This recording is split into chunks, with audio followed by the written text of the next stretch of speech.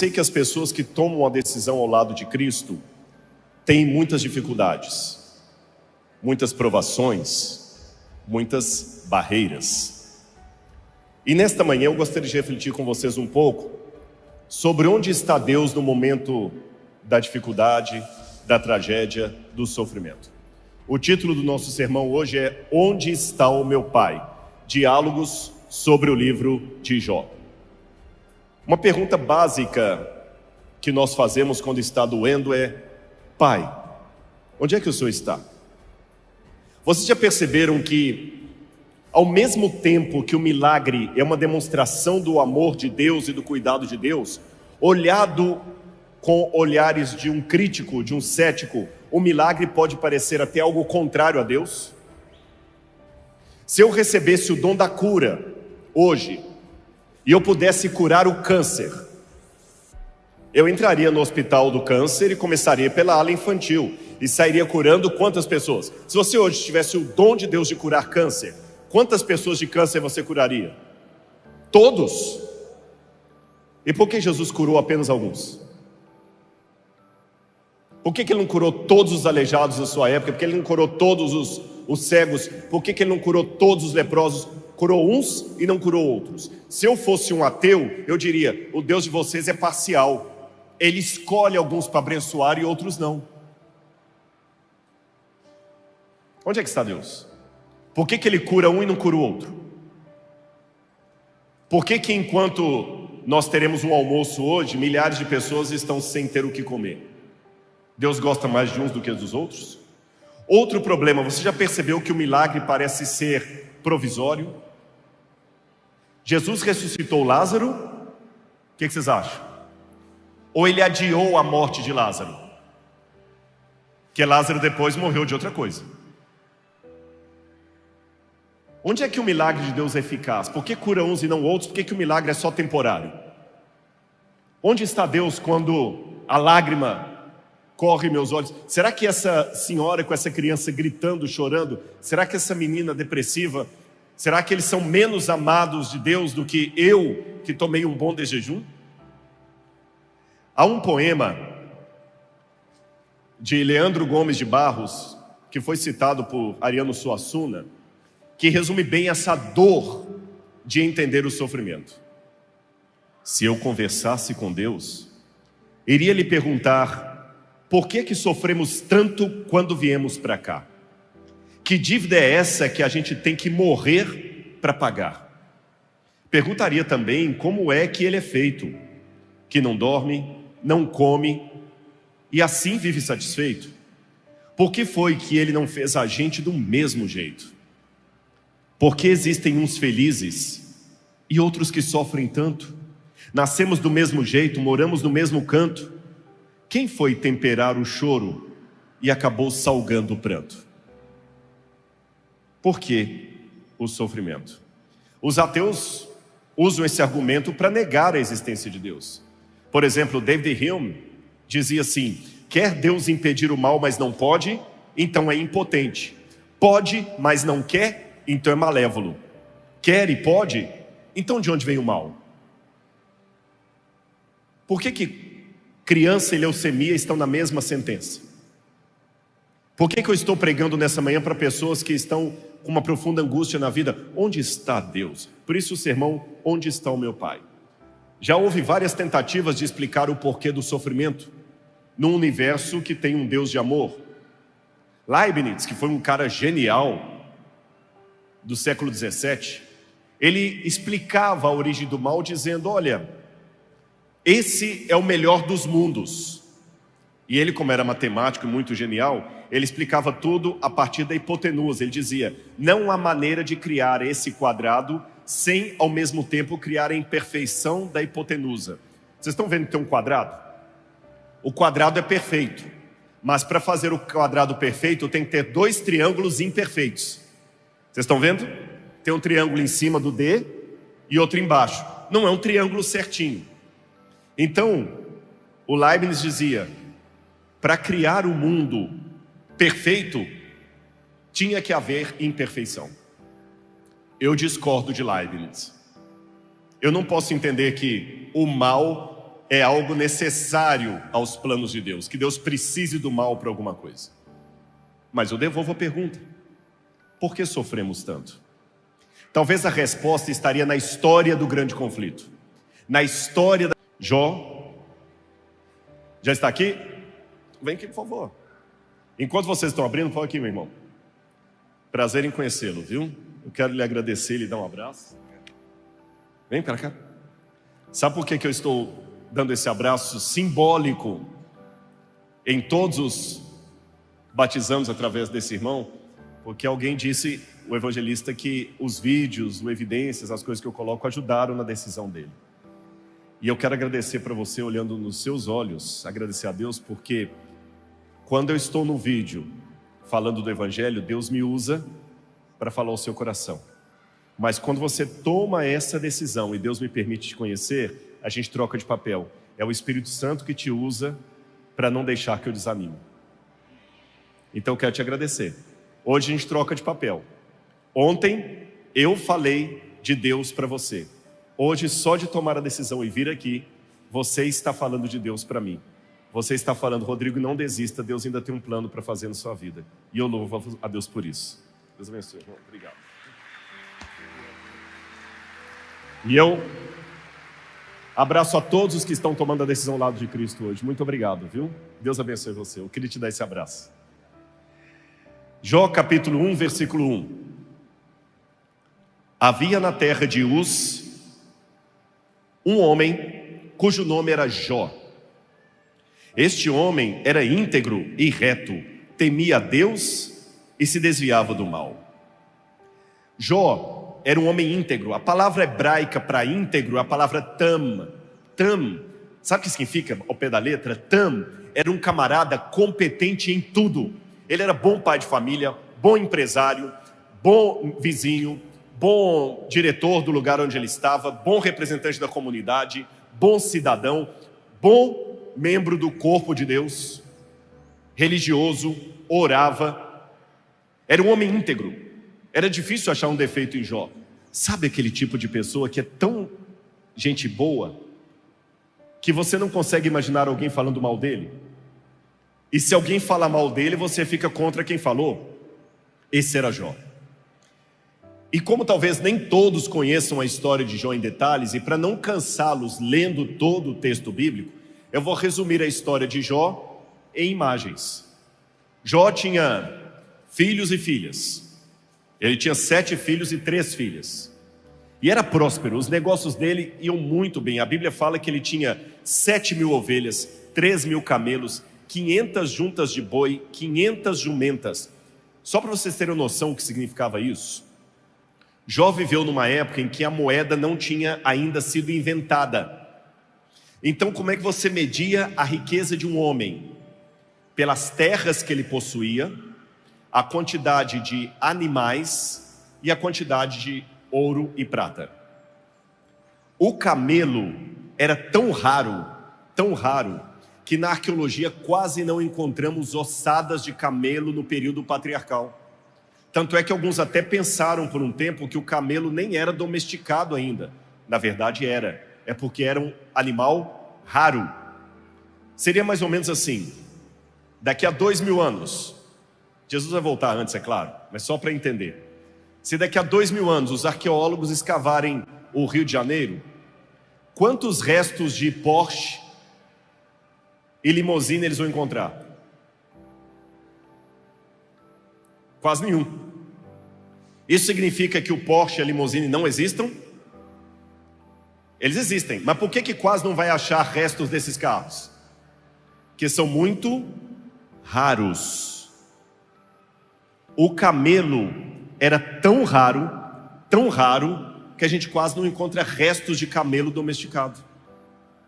Mas quantos camelos que Jó possuía? 500 camelos. Então, fazendo uma análise com hoje, era como se um homem tivesse 500 Porsches na garagem dele. É Elon Musk. Ele era rico, muito rico. E ele era piedoso também. Os negócios iam bem, ele tinha cada vez mais ovelhas, as empresas iam crescendo. E ele era um excelente pai. cuidava dos filhos, procurava dar exemplo, bom marido, bom vizinho. As mulheres diziam: eu queria que você fosse como Jó para os seus maridos. E ele ainda fazia uma coisa: ele sempre oferecia sacrifícios a Deus enquanto os filhos estavam fazendo festa. Alguns comentaristas da Bíblia deduzem que os filhos de Jó não eram tão fiéis à fé de Jó como ele, que a Bíblia não fala os filhos sacrificando com o pai, fala o pai sacrificando pelos filhos enquanto os filhos estavam em festa, e o pai falando a Deus assim: vou sacrificar por eles, porque se algum deles estiver em pecado, o Senhor possa perdoar. Ele se preocupava com a família. Mas aí teve uma virada de chave, uma reunião como esta, só que realizada no céu. Todos os filhos de Deus vieram diante do trono do Todo-Poderoso. Quem sabe estava rodeando a terra e passeando por ela. E ninguém se opõe ao meu governo. Aí Deus falou: ninguém. Você já viu o meu servo Jó? Ele me honra. Ele não aceita você como Deus do mundo. Aí Satanás fala perante todo mundo: mas o Senhor compra Jó, enche Jó de presente, de dinheiro, de fartura, saúde. Assim qualquer um te serve. Tira as coisas que ele tem e eu quero ver se ele vai amar o Senhor desse jeito. Deus falou: tudo bem, pode tirar tudo que ele tem, mas não toque na vida dele. Satanás desce. Aí começa o problema de Jó. A vida dele muda da noite para o dia.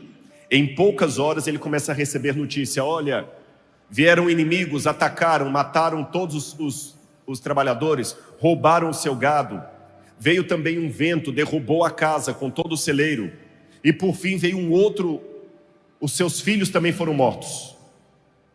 Jó, como homem do Oriente Médio, rasgou as vestes de angústia, sofreu, raspou a cabeça, vestiu-se de pano de saco, tinha um pequeno pedaço de caco para ficar coçando o corpo. Ele começou a aparecer uma ferida, outra ferida, outra ferida, outra ferida. Ficou tomado de ferida da cabeça ao chão e vivendo no lixão da cidade. Olha o contraste.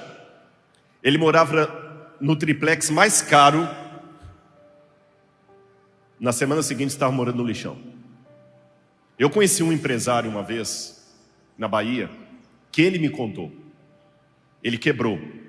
Eu tinha numa semana dinheiro para chegar na concessionária e comprar o carro zero que eu quisesse, no cartão.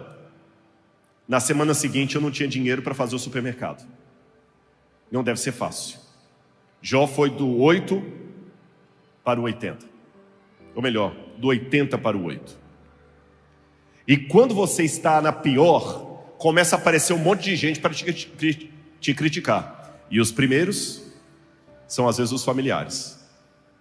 A mulher falou assim: Jó, eu estou cansada. Até o seu hálito agora, você está com mau hálito. Imagina a mulher fazendo isso para o marido: você está com mau hálito. Eu não aguento mais essa vida. Eu tinha as melhores bolsas, eu andava nas melhores boutiques, eu estava no auge, agora eu estou aqui no lixão. E você não muda. A culpa é sua, Jó. Que culpa, mulher? Eu não tenho culpa. Tem sim. Parênteses para você entender. Na compreensão da época, se Jó perdeu tudo, é porque ele tinha algum pecado escondido. Isto para a cultura da época era tão certo como para vocês é certo dizer que o sábado é dia de guarda.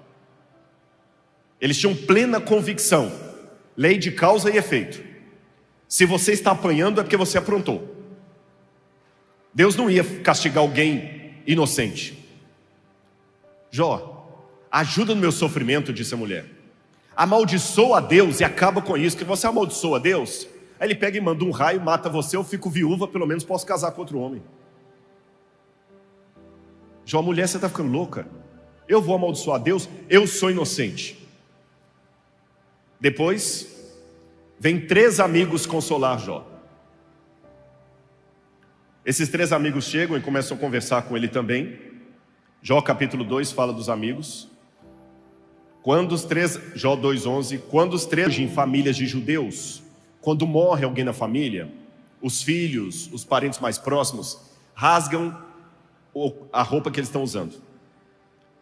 Eu lembro uma vez de um filme que eu assisti de judeu, que a mulher chegou em casa, a senhorinha que o patriarca tinha morrido, e quando o filho chegou lá com a camisa, ela falou assim: respeite o luto da nossa família, e pegou o bolso que estava na camisa dele e rasgou. Porque você chegar num funeral sem estar com a camisa rasgada é desrespeito. Por isso que Jó rasgou as vestes. E outra coisa, eles pranteiam por 7 dias o morto. Nesses 7 dias não se toma banho, cobre toda a prataria da casa, senta no chão, não demonstra alegria. Por isso que os amigos vieram e ficaram 7 dias lá com ele, respeitando a dor dele. Só que passados os 7 dias, você pode perguntar: por que os amigos de Jó não o ajudaram financeiramente? Imagina, você é rico, tem um amigo rico que quebrou, você chega lá, você vai oferecer para ele o quê? Algum dinheiro. Você não vai ficar sentado com ele no lixão. Por que vocês acham que os amigos não ajudaram Jó financeiramente? Porque se ele estava em desgraça, foi porque ele tinha um pecado contra Deus. Então Deus o estava punindo. Se eu impeço a desgraça, eu estou impedindo a punição de Deus.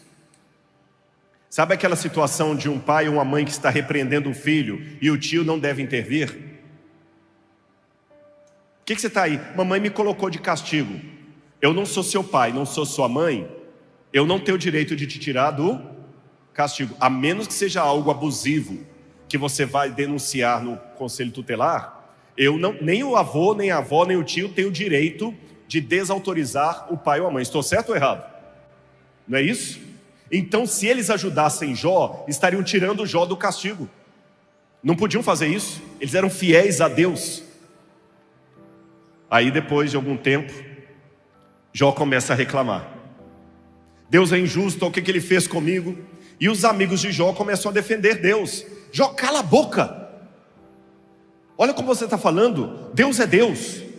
Se ele te puniu assim, é porque tem alguma coisa errada na sua vida. Para de querer ser justo. E Jó fala: eu não fiz nada errado. E os amigos fizeram. E todo o livro de Jó é o diálogo dele com seus amigos. Jó declarando a sua inocência, os amigos falando: você não é inocente. Por fim, aparece um jovem chamado Eliú, que até então não apareceu na trama, e ele critica o discurso dos amigos de Jó. E finalmente, o próprio Deus aparece. Aqui tem um problema na história. Vocês acompanharam a história comigo? Quando Deus aparece para Jó, o que você espera? Que Deus vai dar a explicação do sofrimento. Mas é decepcionante, não é? Porque Deus não dá explicação nenhuma. Quando a gente pensa que Deus vai dar a explicação, Deus faz um monte de pergunta. Quando eu penso que Deus vem com a resposta, Ele aparece com um questionário. Deus aparece para Jó e começa a perguntar: escuta, Jó, onde é que você estava quando eu criei isso? Onde é que você estava quando eu criei aquilo? Senhor, desculpa, eu não sei de nada. Pois é, que bom que você não sabe de nada. Fique na sua. Agora eu quero mostrar para você 2 animais: o Leviatã e o Behemoth. São terríveis, né? São terríveis, Senhor. Pois bem, aí Deus vai embora, restaura a sorte de Jó. Ele volta agora a ficar rico. Nascem outros filhos. Aparentemente ele ficou com a mesma mulher. E viveram felizes para sempre. Sinceramente, lendo assim, fica confuso. Fica para você? O que esse livro me ensina do sofrimento? É isso que eu quero estudar com vocês essa manhã. Ficou didático para todo mundo esse panorama geral do livro de Jó? Inclusive as minhas dúvidas sobre o livro de Jó? Vamos lá então, vamos entender. Jó tem 2 problemas. O primeiro, porque parece que Jó é apenas um jogo de tabuleiro entre Deus e Satanás. Eu aposto que Jó vai cair. Eu aposto que Jó vai ficar fiel. Será que é isso que Jó e a humanidade são nas mãos de Deus, um objeto de um jogo, uma aposta com Satanás? Será que toda a dor que você tem nessa manhã é apenas um capricho de Deus que não quer dar o braço a torcer na aposta que fez com Satanás? É uma pergunta legítima. Ela não é blasfema. É uma pergunta legítima. Nós temos que fazer pergunta ao texto e deixar o texto responder. Segundo problema com o livro de Jó: quando eu leio o discurso dos amigos de Jó, que a gente tanto critica, os amigos de Jó parece que realmente são terríveis. Há até a expressão, você é amigo de Jó, amigo da onça. Mas se eu olhar o que os amigos falaram, eles estão certos. Quer ver? Jó não foi tão paciente como a gente imagina.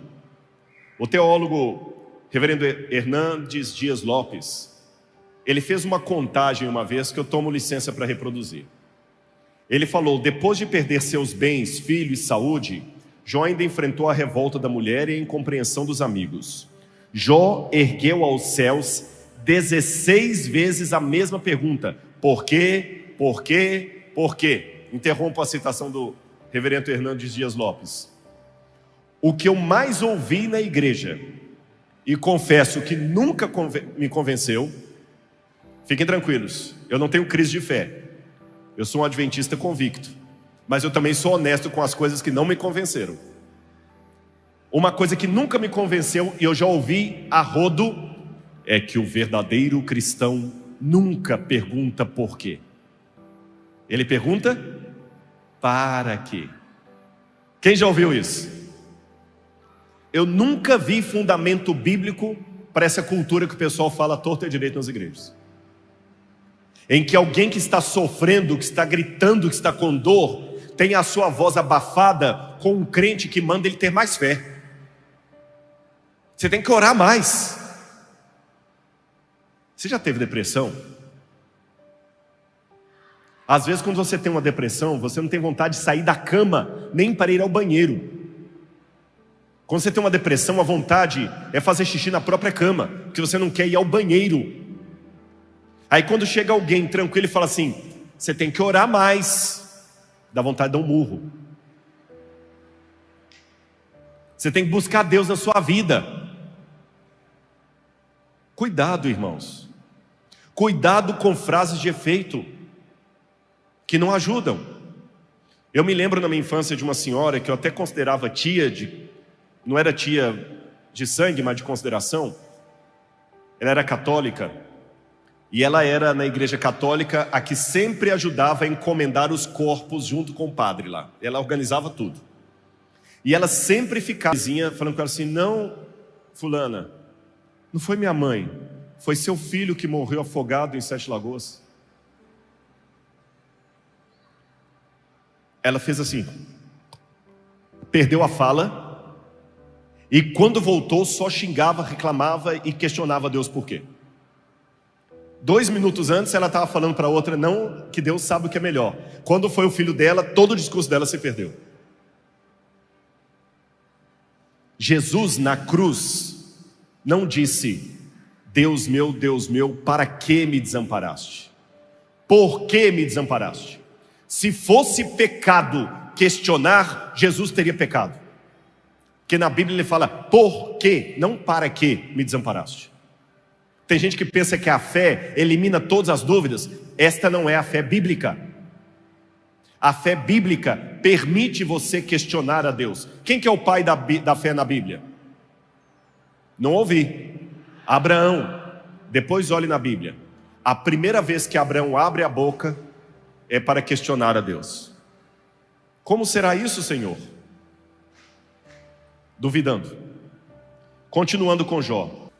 Jesus na cruz não disse: Deus meu, para que me desamparaste? Por que me desamparaste?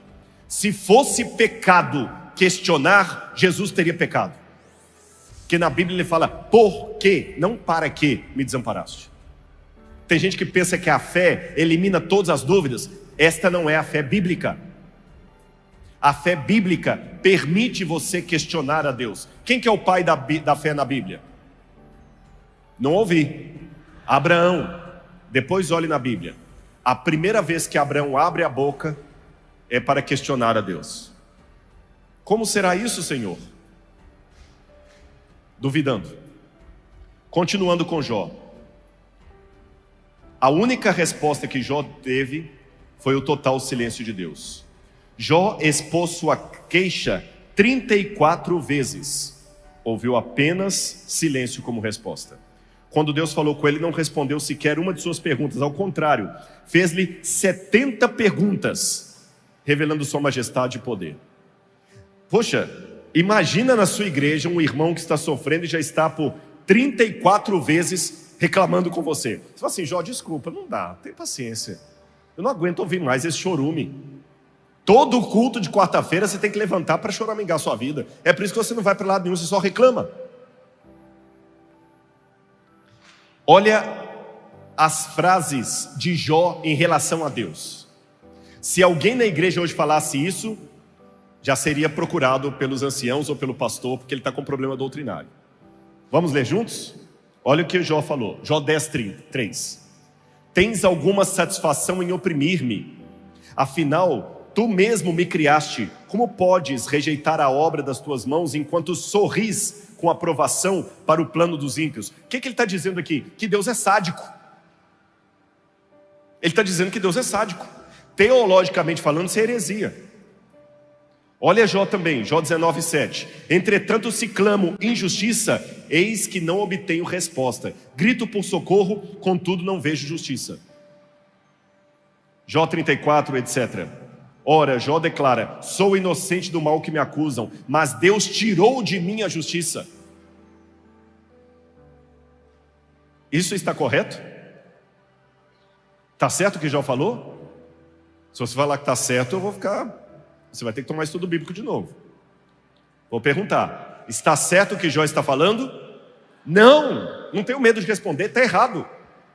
Chega a ser quase herético dizer que Deus é sádico, que Deus tira a justiça da gente, que Deus ri quando o ímpio me oprime.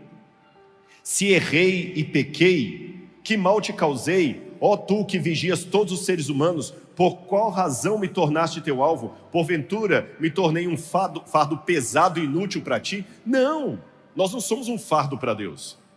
E Jó fala ainda: Deus me entrega nas mãos do ímpio e me faz cair nos ardis dos perversos.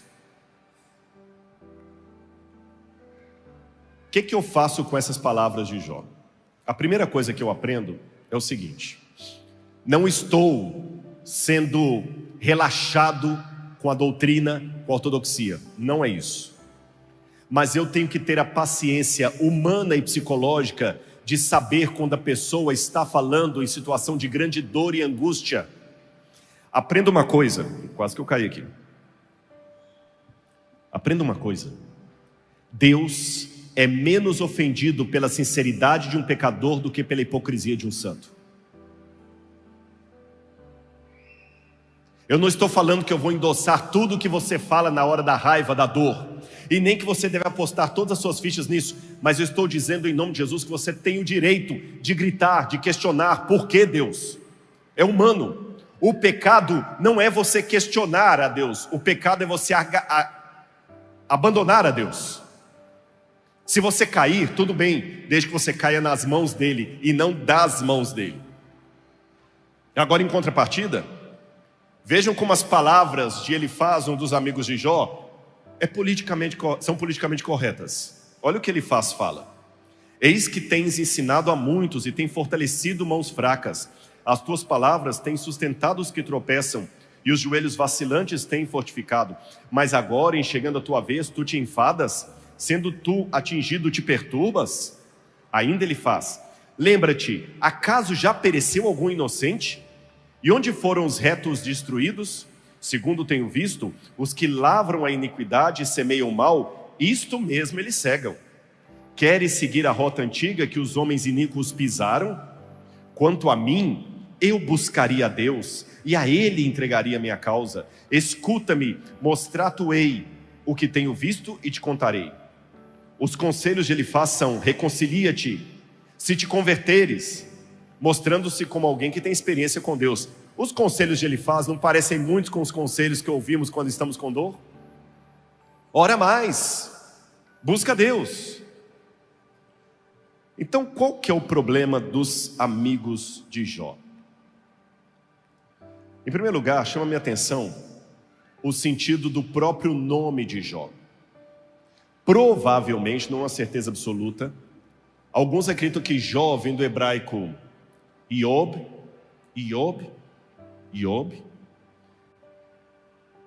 isso, certinho, transliterou correto, Iob, que significa, onde está o meu torturado como foi? Lembra que enquanto Jó estava feliz na terra, houve uma conferência no céu? Sim ou não? E todos os filhos de Deus estavam diante do Senhor, e quem apareceu no meio deles? Satanás. Abra a Bíblia comigo no livro de Jó, capítulo 2, versículo 1. Num dia em que os filhos de Deus vieram apresentar-se diante do Senhor, veio também Satanás entre eles. Eu vou ficar junto com o meu tradutor aqui para ajudar. Em hebraico, essa expressão também é irônica. É irônica. Imagine que alguém que prejudicou você, que traiu você e ainda fala mal de você, aparece sem ser convidado na sua festa de aniversário ou de casamento. Aí você vai contar para os outros, os que estavam na festa, e você diz: lá estavam todos, meus pais, os pais da minha esposa, meus tios, meus amigos do escritório, e a fulana também. Percebeu a ironia? Sim ou não? O que significa? Alguém que não deveria estar lá. Segunda coisa que eu quero ensinar. Ficou claro isso? Deu para traduzir tranquilo? Claro? Como é que você faz para traduzir alguém que é gago? Espera aí terminar. Eu não sei o que eu falei, mas eles riram. Obrigado. Se um homem não sabe rir de uma boa piada, desconfie da religião dele. Voltando ao caso de Jó, Satanás não era para estar ali. É irônico o texto. Segunda questão, tem um erro de tradução na sua Bíblia. Sabe qual que é o erro de tradução? A palavra Satanás aí na sua Bíblia está com letra maiúscula ou minúscula o S? Maiúsculo, indicando que é um nome, mas no hebraico não é um nome próprio. Aqui está escrito em hebraico. Aqui está o nome do inimigo em hebraico, Satã. E aqui está como aparece no livro de Jó, Ha-Satã, o Satanás. Quando você usa nome próprio em hebraico, você nunca usa artigo. Eu posso em português falar o Patrick Bulos. Em português está correta a gramática. Eu falo assim: o Patrick Bulos é neto do doutor Milton Afonso. Em português tudo bem. Em hebraico não tem esse o. Em hebraico eu digo: Patrick Bulos é neto de Milton Afonso. Não é do, nem o Patrick. Por quê? Se eu já estou falando do Patrick Bulos, não precisa do artigo. Já estou dizendo quem é. Entenderam isso? Como no hebraico está, veio também o Satanás, então não é um nome próprio. Ficou claro isso? E vou revelar outra coisa para vocês. Satanás, na verdade, é uma profissão. É o nome de uma profissão.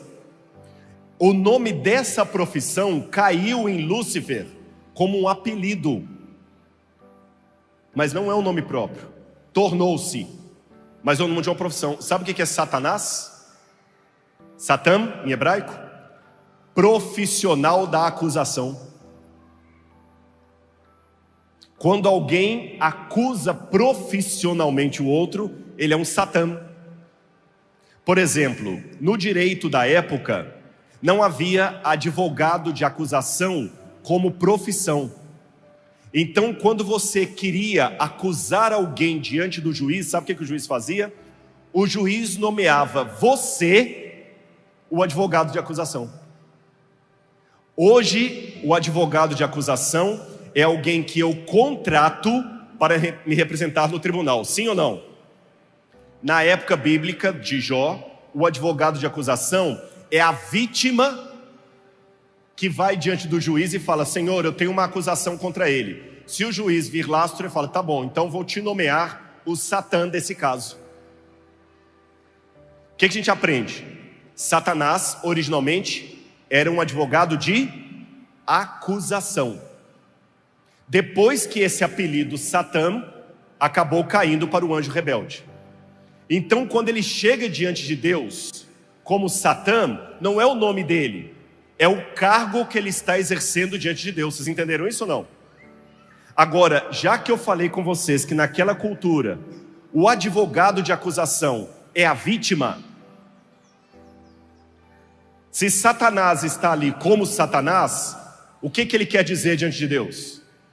Quem é a vítima para ele? O que vocês acham? Ele mesmo.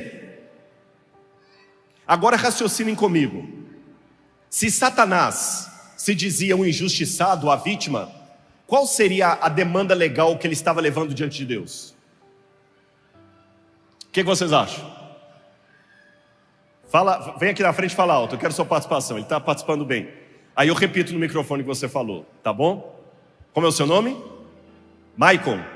Eu perguntei, Michael, vocês entenderam essa questão, essa dinâmica? Todo mundo entendeu, sim ou não? Quero ver as mãos. Então vamos repetir para ver se ficou claro.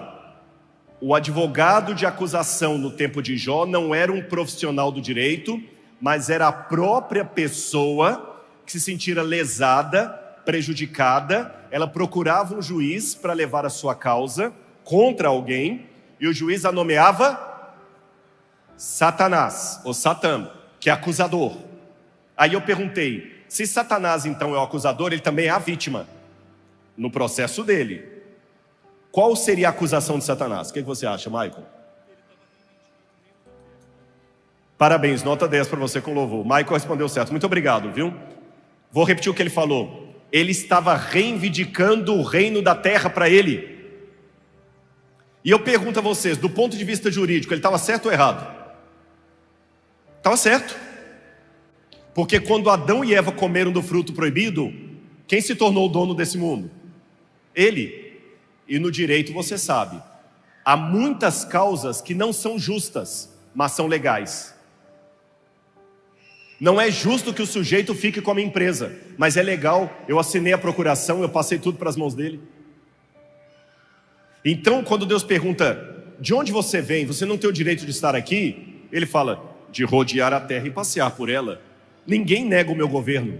Deus falou, não, tem um que nega, Jó.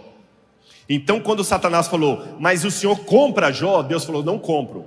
Deus permitiu Satanás atribular Jó, porque Jó era a evidência que Deus precisava perante o universo, de que Deus não era injusto. Deus poderia falar, cala a boca e vai embora daqui. Mas Deus não é um ditador. Deus é alguém que tem autoridade, mas não é autoritário. Deus é um governante, mas não é um déspota. Deus é rei, mas não é tirano. Então ele falou, pode testar, Jó. Eu vou mostrar para vocês que eu não compro o favor de ninguém. Jó era o argumento jurídico de Deus. Mas no entendimento da época, isso não fazia sentido. Porque se Jó sofresse é porque ele teve algum pecado. Esta era a defesa que os colegas de Jó queriam fazer acerca de Deus. Se você está sofrendo, Jó, a culpa é sua. E aqui vem o meu primeiro problema para responder. Por que o discurso dos amigos de Jó foi questionado por Deus? O que os amigos de Jó falaram era verdade. Mas eu quero dizer para vocês que uma verdade no momento errado é uma desgraça. Uma vez, um paraquedista pulou. Eu sei que aqui nós estamos numa base militar, A Yara falou comigo que tem até um sobrinho seu, né, sobrinha, que formou aqui na escola de paraquedismo. Aproveitando que estamos num lugar perto de paraquedismo, vou contar para vocês uma história. Um paraquedista pulou e agarrou no galho de uma árvore e ficou pendurado. Embaixo dele, como o Flanders, passou um crente indo para a igreja, com a Bíblia debaixo do braço, inário, lição da escola sabatina, um monte de coisa debaixo do braço. Feliz. Bem assim, sabe, com orgulho. Quando ele passou debaixo da árvore, o paraquedista pendurado pediu: Ei, amigo, você embaixo, por favor, eu estou cansado aqui, ajude-me a descer. Aí o sujeito falou com ele assim: que legal, o senhor é um paraquedista, que legal. Sou um paraquedista sim, você me ajuda a descer? Ajudo. Outra coisa, o senhor acabou de pular de um avião que passou pouco, porque eu estava vindo da igreja, eu escutei o barulho de um motor de avião passando, não foi isso? O senhor não pulou desse avião? Pulei desse avião. Você me ajuda a descer? Ajudo. Outra coisa mais. O senhor, como é o nome desse lugar aqui? Pois é, mas o complexo. Pois é, a arena, que você que faz parte do exército, né? Agora traduz para mim. Vila Militar, obrigado. Aí ele ainda falou o seguinte: aí tem mais uma coisa. Eu conheço bem o Rio de Janeiro, o senhor deve ser da Vila Militar. Sou da Vila Militar. Você vai me ajudar a descer ou não vai? Vou sim. Outra coisa, eu estou vendo que o senhor é major, que eu estou vendo a patente aí no seu... Sou major. E tem outra coisa mais... Amigo, só um minutinho. Eu daqui estou vendo que você é crente. Como é que você sabe? Por causa da Bíblia? Ele falou assim: não.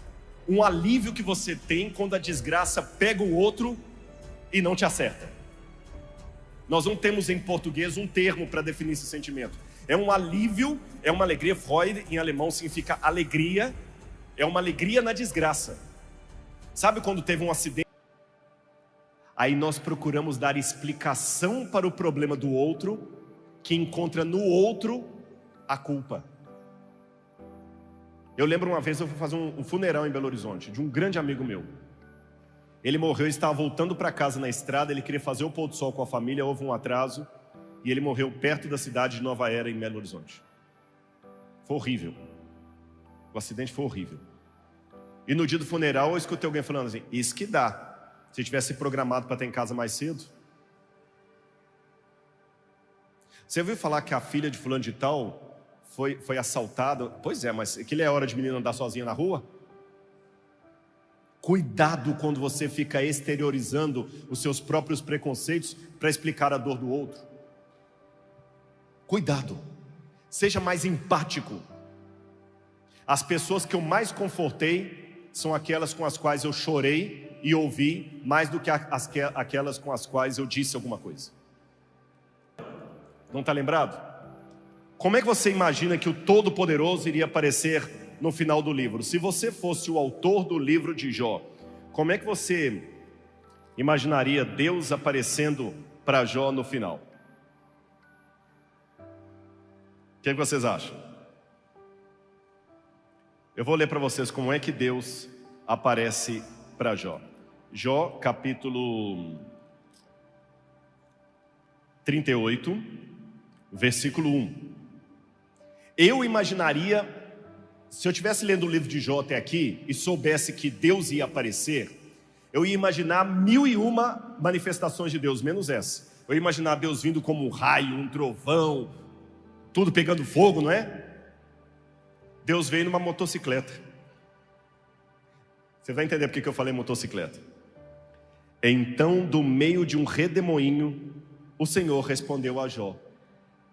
Redemoinho, sabe o Saci Pererê? A gente não acredita nisso, né? Só a imagem. Que vai assim, né? Era engraçada, por isso que eu falei Deus numa motocicleta. Imagina como se Deus fosse um sujeito bem grandão numa motocicleta desse tamanhozinho. Não é engraçada a cena? Foi assim que Deus apareceu, com um ar de comédia. E aí ele começa a perguntar: Jó, onde é que você estava quando eu fiz isso? E aquilo? Não estava, Senhor, não sei.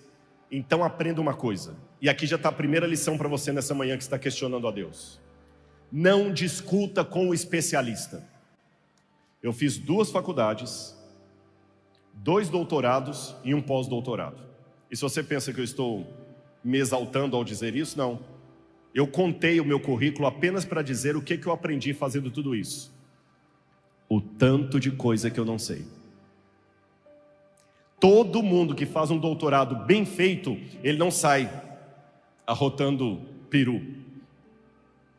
Ele sai consciente de um monte de coisa que ele não sabe. Por isso que ele já não fala de tudo. E tem um monte de coisa que eu não sei. E outra coisa que eu aprendi: não discuta com o especialista, porque além de saber mais do que você, ele vai fazer coisas que você não entende. Ele vai fazer coisas que você não entende. Obedeça. Concordam comigo ou não? Então Deus falou: Jó, eu sou especialista, não vou te explicar tudo. Senta e faz. Ou então, senta e observa. Deixa eu trabalhar. Depois de toda essa dinâmica, Deus perguntou: então, Jó, entendeu? Entendi, Senhor. Mais alguma dúvida? Não, Senhor. Quem sou eu para falar alguma coisa? Eu não tenho nada para falar, não. Eu me calo e o Senhor é grandioso. Eu te respondi tudo, Jó? Tudo, Senhor? Não. Eu não respondi tudo. Eu só te disse que há mistérios que você não entende. Mas eu ainda não falei da sua dor. Eu falei das neves, falei da natureza, mas não falei de você. Monta de novo na minha motoca. Monta aí. Eu quero levar você para outro passeio. E nesse segundo passeio, Deus mostra para Jó 2 monstros. 2 monstros. O Leviatã e o Behemoth. Algumas Bíblias traduzem como um crocodilo e um hipopótamo. Mas essa tradução não está boa. O Leviatã e o Behemoth são 2 monstros que não têm comparação na natureza. E sabe por que Deus mostra para Jó esses 2 monstros? Um monstro da terra e outro monstro do mar. Um parece uma serpente draconiana, um dragão em forma de serpente que fica nos mares, e o outro parece um animal terrível que cospe fogo e está na terra. E Jó começa a ver Deus tendo uma luta com esses animais. E Jó agora fica apavorado. Na primeira viagem, Jó ficou abismado com as maravilhas da natureza. Nesta, ele está apavorado. Desculpem a expressão, fazendo xixi na calça. E por que Deus mostra esses 2 monstros para Jó? Ali ele mostrou o grande conflito. No Oriente Antigo, em vários povos ao redor da Bíblia, existe uma história de um conflito cósmico entre o bem e o mal, até nas religiões pagãs. Aqui são vários selos pagãos que mostram sempre a divindade lutando contra um dragão com 7 cabeças. Olha esse aqui, por exemplo. O deus El lutando contra um dragão. Conta quantas cabeças? 7 cabeças. E o que ele está fazendo? Ferindo de morte uma cabeça. Não parece com o Apocalipse? O dragão tinha 7 cabeças e uma foi ferida de morte. Depois a besta lá. Outra imagem também. Deuses pagãos lutando contra uma serpente. Aqui também. O que eu explico isso? Bom, houve uma serpente original no Éden. E toda a humanidade é descendente de Adão e Eva. A história do conflito cósmico entre o bem e o mal, a queda de Lúcifer do céu, foi contada por Adão e Eva a seus filhos, depois aos netos, aos bisnetos, aos tataranetos. E a partir do momento que a multidão foi crescendo, em alguns pontos do mundo, essa história foi deturpada como o telefone sem fio. Porém, a essência dela permaneceu em vários povos. Entenderam isso? É por essa razão que também no Apocalipse você tem dois monstros. Uma besta que sai da onde? Do mar, e outra que sai da terra, que parece um cordeiro, mas fala como um dragão. Igual em Jó. Dois monstros, um do mar, outro da terra. Jó viu o grande conflito. E nesse grande conflito agora vem a parte que o Apocalipse complementa. Aqui que vem a novidade para Jó e para vocês. Eu deixei para o final a novidade.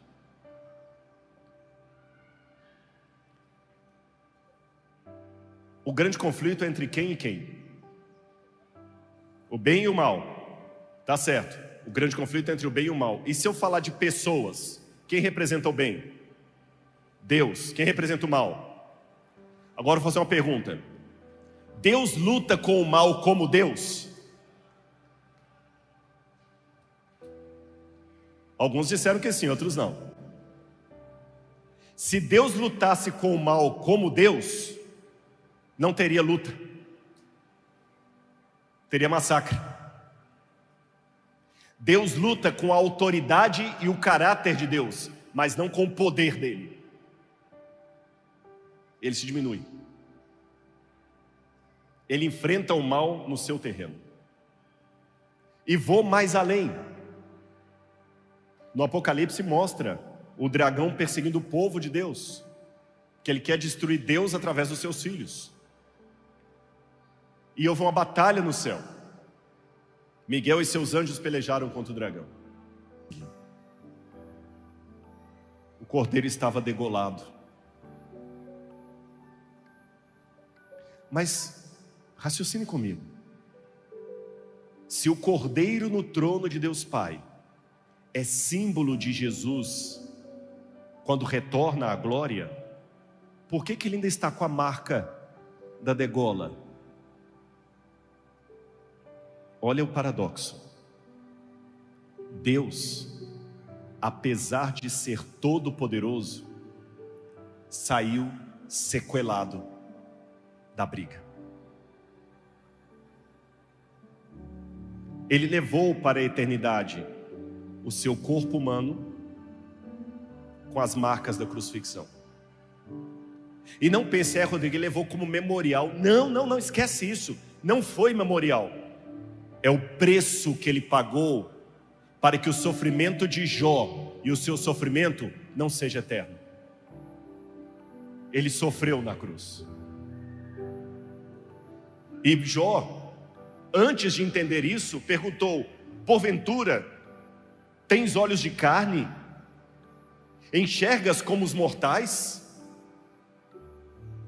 Deus falou: Jó, por minha onisciência, eu sei tudo, mas eu vou além da minha onisciência.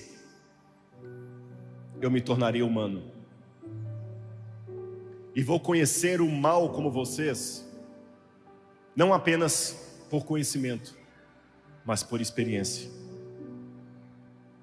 Jesus não perdeu a sua divindade quando ele se encarnou, mas ele se fez carne e habitou em meio de nós. E Hebreus capítulo 2, versículo 9 diz que ele foi feito pouco menor que os anjos, para que provasse a morte por todo homem. O ser humano foi feito menor que os anjos. Aqui Hebreus está citando o Salmo 8. E Jesus, como ser humano, também foi feito menor que os anjos.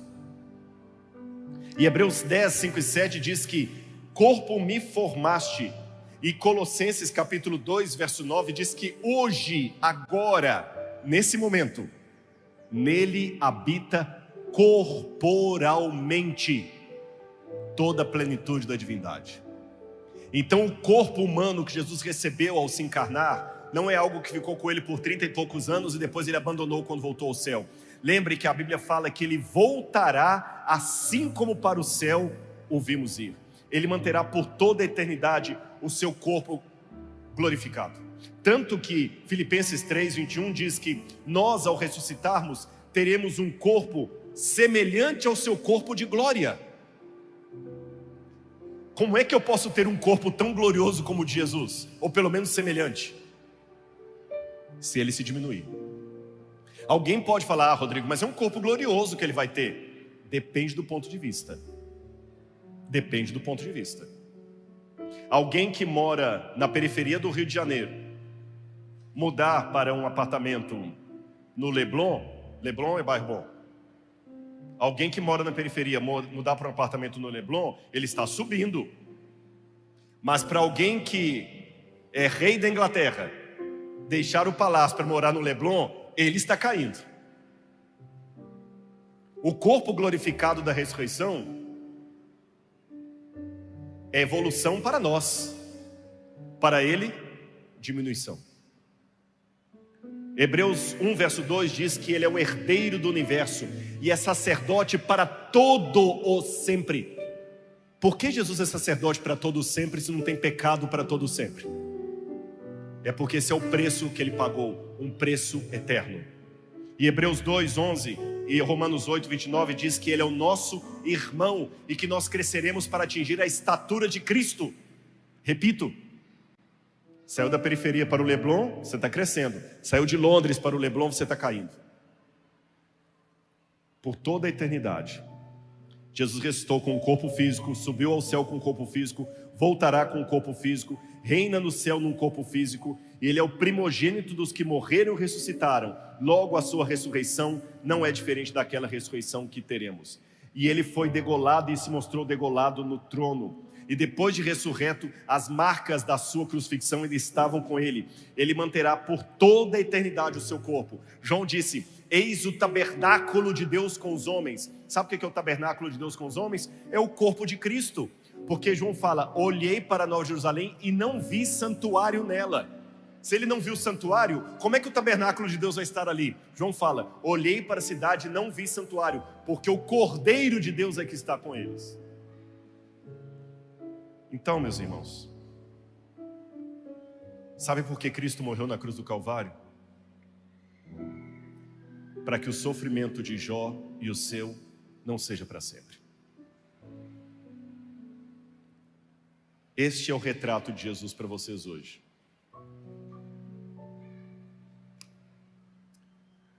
Eu não vou dar explicações de plástico para sua dor.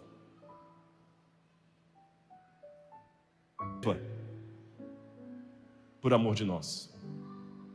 Então, se nessa manhã eu estou falando com alguém que não está entendendo o porquê do seu sofrimento, lembre da história de Jó. Há um conflito acontecendo que você não está vendo, das forças do bem contra o mal. E para que o seu sofrimento faça sentido, um sentido que você agora não entende, e para que o seu sofrimento não seja eterno, ele saiu machucado do conflito. Eu quero pedir ao Luiz Cláudio que venha aqui à frente, porque a música que ele vai cantar tem uma parte dela que me lembra exatamente o que Jó falou depois de toda essa experiência. Antes, eu te conhecia só de ouvir, mas agora os meus próprios olhos te contemplam. O Senhor se fez um de nós. O Senhor é gente como eu. E eu quero fazer um apelo nessa manhã. Não importa se você está lá em cima na arquibancada, no meio aqui. Enquanto o Luiz Cláudio estiver cantando, eu quero que você venha aqui à frente se você aceitar esse apelo. Você que está afastado dos caminhos de Deus, você que está questionando a bondade de Deus em sua vida, você que ainda não tomou a decisão pelo batismo, você que entrou nessa manhã falando assim: eu estou vindo aqui porque insistiram para ouvir, mas eu não creio mais nesse Deus. Olha para o Cordeiro. Agora os teus olhos estão contemplando o Cordeiro. Eu não tenho a explicação humana para a sua dor, mas eu tenho a esperança. Ele voltará, em nome de Jesus.